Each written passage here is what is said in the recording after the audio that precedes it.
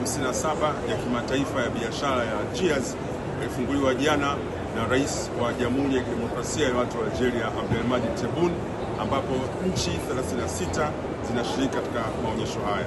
Nchi hizo zinajumuisha nchi 16 za bara la Afrika zikiwemo Tanzania pamoja na mataifa mengine jirani, ambao kwa ujumla zimeleta makampuni 731 zikiwemo kampuni 202 kutoka nje pamoja na taasisi mbalimbali. Tanzania pia mbali ya ubalozi kushiriki, lakini tuna bodi ya usimamizi wa stakabadhi za ghala ambayo inashiriki katika maonyesho haya pamoja na mamlaka ya udhibiti wa mbolea Tanzania nayo inashiriki katika, zimetuma wataalamu wake kuja kushiriki na kutafuta fursa katika maonyesho haya. Maonyesho haya yanatoa fursa nyingi kwa kampuni za Tanzania kuweza kufanya kazi na kampuni za Algeria. Kwa hiyo kampuni za Algeria zimeonyesha nia ya kuja Tanzania kushirikiana na kampuni zetu Tanzania. Mathalani, kampuni ya GISB inataka kuja nchini Tanzania kuanzisha kiwanda cha kutengeneza nyaya za umeme pamoja na vifaa mbalimbali vya umeme vinavyotumika viwandani na majumbani na maofisini.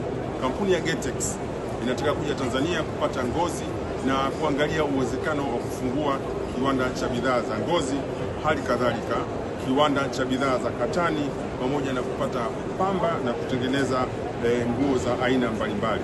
Kampuni ya CPC inanuia kuja Tanzania kununua samaki aina ya jodari pamoja na dagaa wa baharini.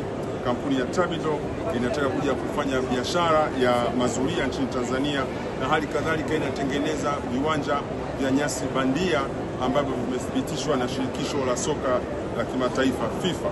Kampuni ya Geo inataka kuja Tanzania pia kwa ajili ya biashara ya vifaa vya umeme na hali kadhalika kampuni ya Bela inataka kuja Tanzania kwa ajili ya uchakataji wa vyakula mbalimbali kama nyama pamoja na ujenzi wa majengo ya makazi na ofisi.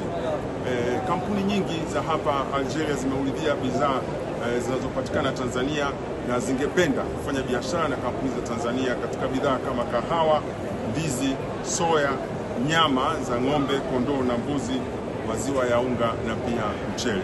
Kwa hiyo hii ni fursa kwa kampuni za Tanzania na wafanyabiashara wa Tanzania kushirikiana na kampuni mbalimbali za Algeria ili kufanya biashara ya kimataifa. Asante.